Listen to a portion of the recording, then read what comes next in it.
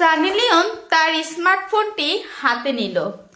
স্মার্টফোনটি হাতে নিয়ে সানি লিওন এআইকে জিজ্ঞাসা করলো, আচ্ছা এআই, আজকে আমার শিডিউল কি আছে? তখন এআই উত্তর দিল, ম্যাডাম, আজকে আপনার শিডিউলে কিছু নেই, সব ফাঁকা। তো সানি লিওন তারপর গম্ভীরভাবে জিজ্ঞাসা করলো, তাহলে আজকে কি করব?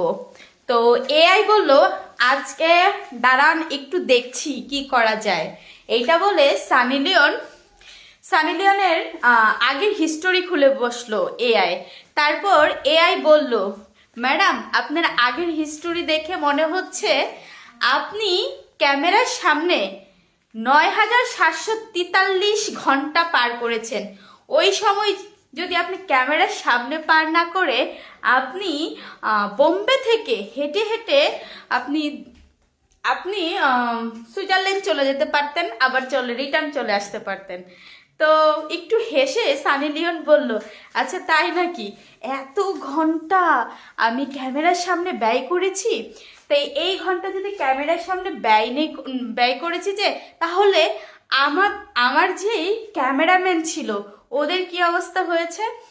তখন এআই উত্তরে জানালো যে তাদের অবস্থা হচ্ছে, তারা কফি খেতে খেতে একটা আটলান্টিক মহাসাগর বানিয়ে ফেলতে পারতো, এতই কফি তারা খেয়েছে। তখন সানি লিওন একটু হেসে বলল, আমার অ্যাকশন আর আমার ক্যামেরাম্যানের রিয়াকশন হয়েছে। তখন এআই বলল, ইয়েস ম্যান। আচ্ছা যাই হোক, আমার এই কথাগুলো কেমন লেগেছে, সানি লিওনের একটা গল্প বলেছি, সবাই একটু কমেন্ট করে জানাবে সানি লিওনের গল্প তোমাদের কেমন লেগেছে।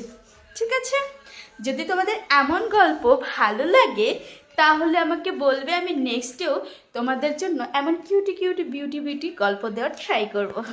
ঠিক আছে, তারপরে একটা গান বলি, তুই আমার সুখ পাখি, তোরে ছাড়া কেমনে বাঁচি, আমার মনে মানে না, আমার প্রাণে সহে না, পিরিতি বড় জ্বালা, আমার মনে মানে না, আমার প্রাণে সহে না, পিরিতি বড় জ্বালা, তুই আমার সুখ পাখি, তোরে ছাড়া কেমনে বাঁচি, আমার মনে মানে না, আমার প্রাণে সহে না, পিরিতি বড় জ্বালা।